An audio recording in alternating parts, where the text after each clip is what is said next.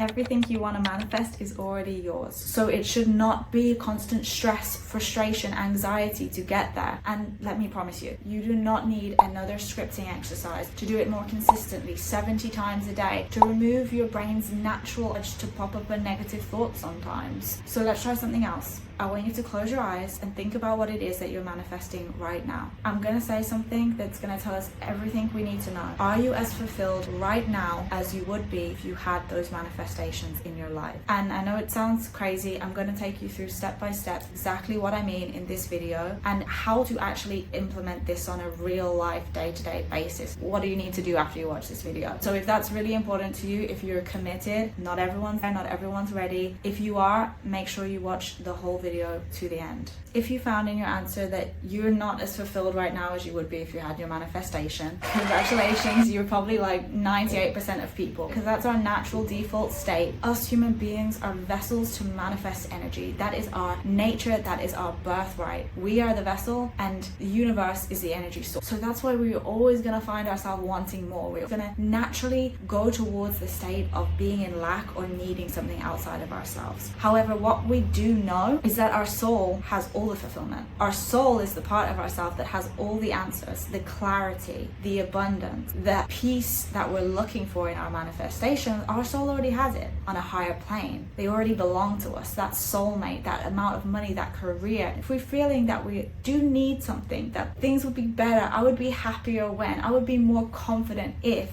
that is the key secret to tell you that you're not connected to your soul anymore. You're now connected to your body's consciousness or your ego. And you can't be in two places at one time here on earth. But that's another story. So if you're connecting to your ego, you're disconnecting from your soul. I'll just ask you the question, what do you think is actually going to take you to that dream life? Is it your limited ego that has all the confusion and the anxiety and the stress and the pressure? Or is it going to be your unlimited soul that is eternally connected to a higher power that knows exactly how to direct you, that knows it doesn't need anything, that could actually give you all of that energy, all of that peace, all of that safety and security within yourself, all of that joy of experiencing your manifestations in this very moment? But I know that it sounds very kind of airy-fairy. It sounds like, yeah, that would be nice, but that's not how life works. That's not reality. No. I want you to remove that from your mind, because it's true. That's not how the 3D world works, the material plane. And if you continue to play by those rules, you're gonna get those outcomes. You play stupid games, win stupid prizes, to put it that way. Why would you want to play in that game when you can play the soul game? Mantras are great, affirmations are great to shift our consciousness into the frequency that it needs to be for the manifestations to align. When you just keep asking for things, I have a beautiful big house,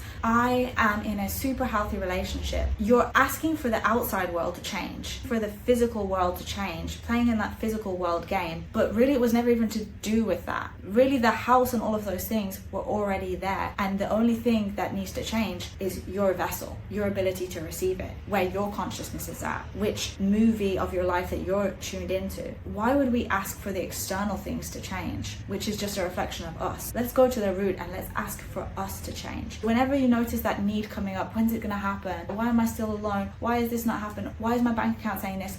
That's when I want you to come back, remember what you heard in this video, and say a mantra like, my soul has everything. I am completely fulfilled right now. I need nothing. I am connected to my soul consciousness. That's a practice that you're going to have to keep repeating. Just the same way that you keep getting hungry, your body's going to keep sending you that signal of, I want more energy, I want to manifest more, I want to manifest more. And that doesn't mean that anything's wrong with you. It doesn't mean that you need to get to some guru status where you just want nothing and need nothing. No, because desire is great. We should want, as I said, if we're spiritually designed as a vessel, do you think that's a mistake? No. That's the beauty of it, why I get so excited about these things. Everything in the spiritual system is designed perfectly for you. And the fact that you're a vessel, that you want, that you have this thing that no other being has to the level of us, that's really what separates us from all other beings in the world. A insect has less desire than a dog, and we can see that there's a different level of consciousness between an insect and a dog. And then a dog has less desire than a human. This is what makes us so spiritually powerful and able to manifest things, is our desire. Never feel that the fact you want more and you have a desire is a bad bad thing or it's not spiritual. A dog is not walking around saying, why am I not a millionaire? A dog just wants its basic needs met. It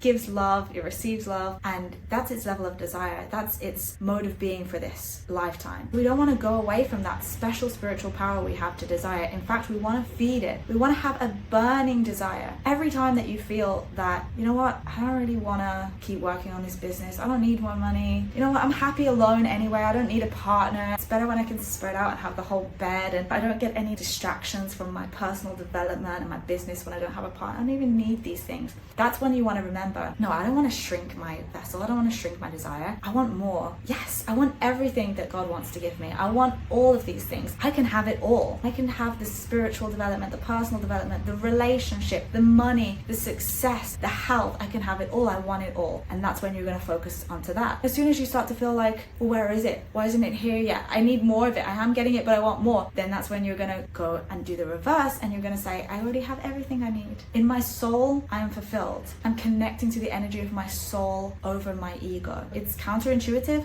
but it's simple and it's easy for you to practice after this video. Just affirm the opposite of where you are, then you're going to be in the balance point, the effortless point, the ease and miracles point, and you're going to start to see momentum. As you're doing this beautiful process of building your burning desire and knowing that you also don't need anything, you have everything you need right now in your soul, something's going to come up, mainly two things. The first thing is that every week, every day, every hour, sometimes every minute, a distraction is going to pop up. A thought that none of this is real, you can't even do this. They said that you're not hired for this job, so all of this manifestation stuff is going wrong. Maybe I'm not at the balance point. Maybe I'm not connected to my soul. Maybe I'm doing it wrong. All of these distractions are going to come up and you're going to forget about this whole spiritual system. So what I want you to do is have something in place to remind you. Set a reminder on your phone. Stick post-it notes everywhere. I'm playing the spiritual game, not the physical game. I'm connected to my soul consciousness. I have everything I need and I want everything that the universe wants to give me. My vessel is huge and open to receive. I want you to put these things everywhere. I want you to have a list of all the things that are going to distract you and read it every morning. I want you to do whatever you need to do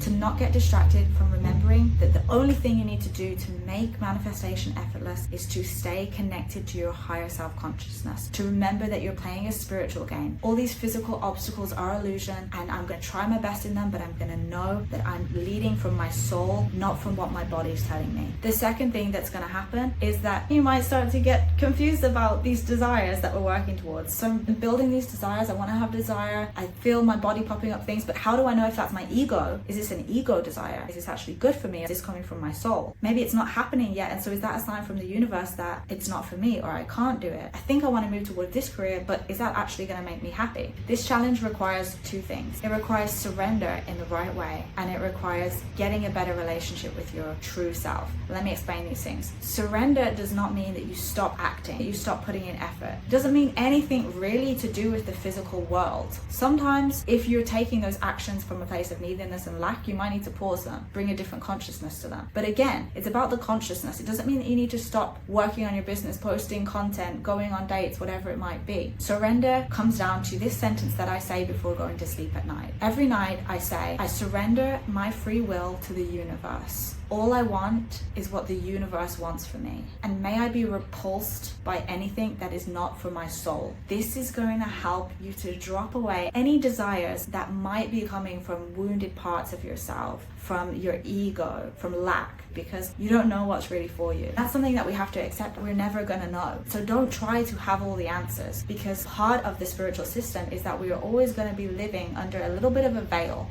There has to be some uncertainty for us to actually accomplish our soul mission, for us to be brave, to learn lessons. If we already knew how the rest of the story was going to play out, what spiritual growth would there be? You don't like playing a game where you know you're going to win every single time, right? That's why video game designers don't design the game to be that way. There has to be a level of challenge, and that challenge has to rise to meet you where you're at. So even when you're 10 years ahead from where you are now, you're going to want to be challenged so that you can keep growing. Put your maximum effort effort into whatever you feel is right each day. And by doing that, you will get the clarity. Remember that action creates clarity. Inaction breeds uncertainty and fear. So keep acting, but surrender your consciousness, surrender your free will, surrender how you think things must go. For the second part of building a relationship with your true self, our personalities are immensely complicated. We think of ourselves as one being, but we actually consist of so many different parts, as many parts as there are stars in the sky. All these parts, they have their own desires, they have their own needs. One part might want a job that has stability, one part might want a job that lets you travel, one part might want a job that brings a lot of money, one part might want a job that lets you just be in your little creative space and paint paintings every day. And we feel like our head's going to explode, especially if you are neurodivergent, more style brain. I don't lean a lot into that, but I know that's definitely how my brain would be classified. If you have ADHD or anything like that, you might find that there's a difficulty in having a self-identity, having a fixed self-concept. You're changing so much, you're evolving so much. Who even am I? What I come back to for that is what makes me proud. And I heard a quote that who you really are is who makes you proud. That's a really great indicator of where to start. You can use that in the big picture and in the little moments of what will make me proud here. If you're stuck, another thing to ask is, what would God do? What would God say? What would God respond to this text message? If it sounds ridiculous for God to say it, then you probably don't need it. These are all ways to connect into the soul part of ourselves that already has all these answers. If you're confused, there's some wounded parts of you at play, there's some survival instincts at play, and that is what's confusing you, your body and your ego. But you can always connect back into your soul. That's the only place that things are going to be endless, where you're going to have 100% certainty that everything is working out for you. That's the only place that you're going to feel fulfillment, even when things are not working out, even when the law of polarity is going up and down. And so we have to build these practices to keep connecting into that. And trust me, the more connected into that, the better and bigger and more amazing that your physical life is going to be, with less and less stress and push on your part. If you want more easy to use manifestation tips and advanced spiritual secrets, then definitely subscribe and share this video with somebody that you think it would be helpful for. Have a blessed day.